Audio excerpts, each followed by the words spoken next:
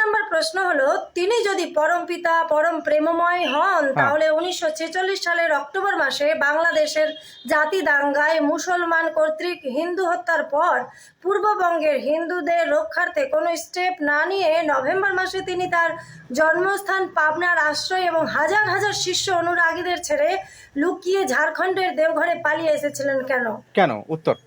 উত্তরটা আপনারা শুনুন। শ্রী রামচন্দ্র যদি পরম পিতা পরমেশ্বর হন তবে উনার স্ত্রীকে রাবণ কিভাবে উঠিয়ে নিয়ে গেল? তিনি এই ঘটনা আটকাতে পারেননি কেন? শ্রীকৃষ্ণ যদি পরম পিতা হন তাহলে কুরুক্ষেত্রের যুদ্ধ অলৌকিক ক্ষমতা বলে আটকাননি কেন? অভিমন্যুর অকাল মৃত্যু আটকাননি কেন? তিনি জন্মের পর কংসের কারাগার থেকে পালিয়ে এসেছিলেন কেন মা বাবাকে ফেলে রেখে? মানে কোথায় ধনঞ্জয়ের সঙ্গে ক্ষুদিরাম ভগৎ সিং এর তুলনা করছে? ধরুন আপনি একজন টিচার।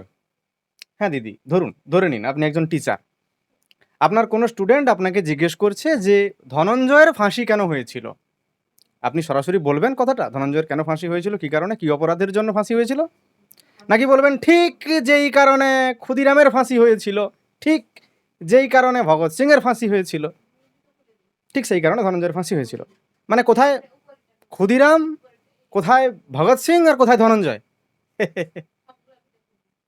পারেন বটে।